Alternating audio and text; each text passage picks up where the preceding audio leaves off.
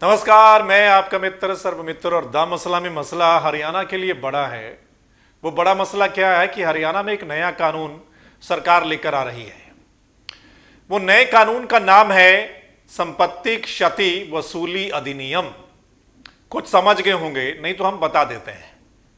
दरअसल ये नया कानून है, अगर कोई धरना प्रदर्शन करता है और उसके दौरान कोई दंगा फसाद होता है या किसी भी संपत्ति को नुकसान पहुंचाया जाता है तो फिर उसकी भरपाई की जाएगी।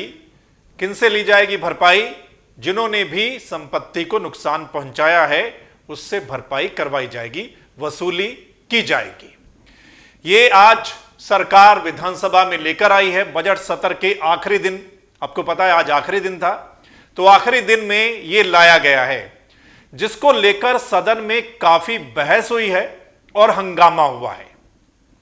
दरअसल जो विपक्षी पार्टी है मुख्य कांग्रेस, उसने बहस की है कि ऐसा कानून नहीं लाया जाना चाहिए और ये कानून जो है वो किसानों के आंदोलन को देखते हुए लाया जा रहा है।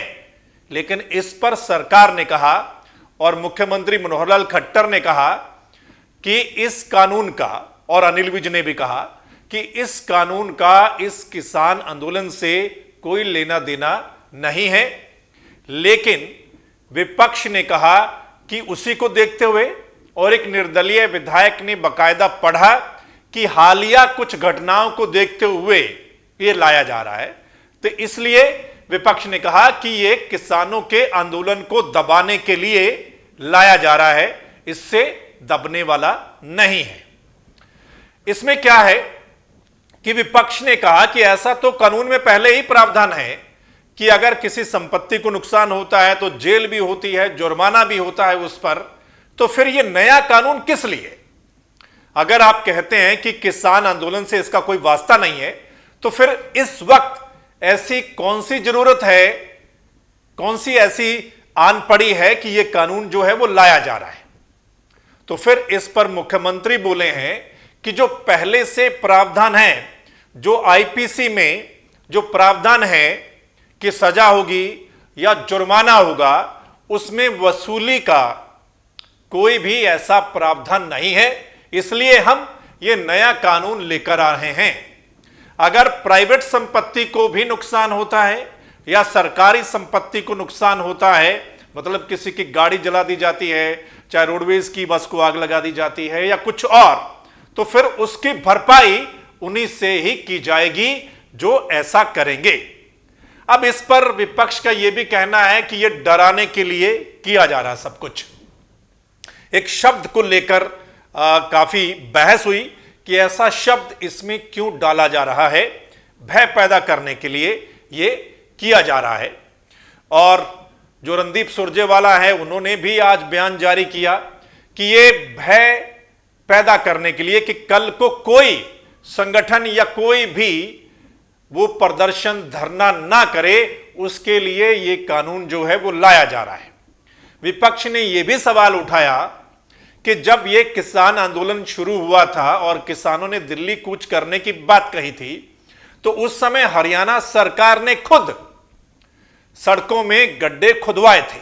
आपने देखा भी होगा, बड़ी बड़ी जेसीबी लगाकर सड़कों को खोदा गया था, कंटीली तारें लगाई गई थी और भी बहुत कुछ, और इतनी ज्यादा फोर्स लगा दी गई थी।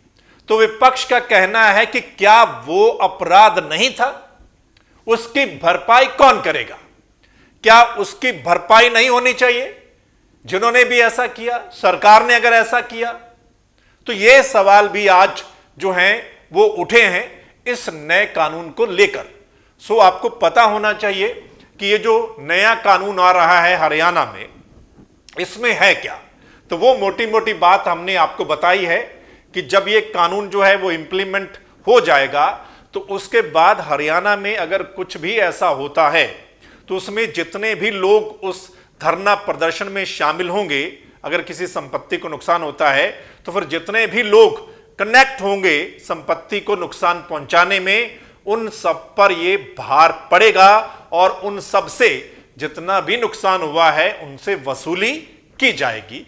इसके अलावा जो दूसरा आईपीसी में जो प्रावधान है वो अलग से होगा। ठीक है, तो ये आसान भाषा में हमने आपको बता दिया है। अब इस पर आपकी राय क्या है? जो सरकार की दलीलें हैं, जब ये कानून लेकर आ रहे थे या विधानसभा में बहस के दौरान आपने सुना सरकार की दलीलें क्या थी और विपक्ष क्या बोल रहा है इस नए कानून को लेकर, आप भी जरूर बताइएगा।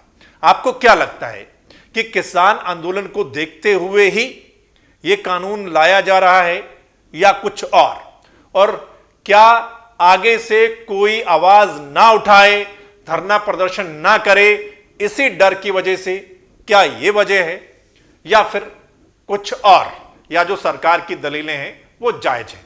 आप बताइएगा कमेंट करके इस मसले पर। और अगर आपको लगता है कि यह सही मसला है या ज्यादा लोगों तक इसकी जानकारी जानी चाहिए तो फिर इस आप मसले को शेयर भी जरूर कीजिएगा। और अगर आप चाहते हैं कि दूसरे जो बड़े मसले हैं उनकी अपडेट आप तक पहुंचे तो फिर इस चैनल को लाइक, सब्सक्राइब, फॉलो करना मत भूलिएगा, ताकि जो हमारा अगला मसला है वो आप तक उसी समय पहुंच जाए। धन्यवाद, नमस्कार।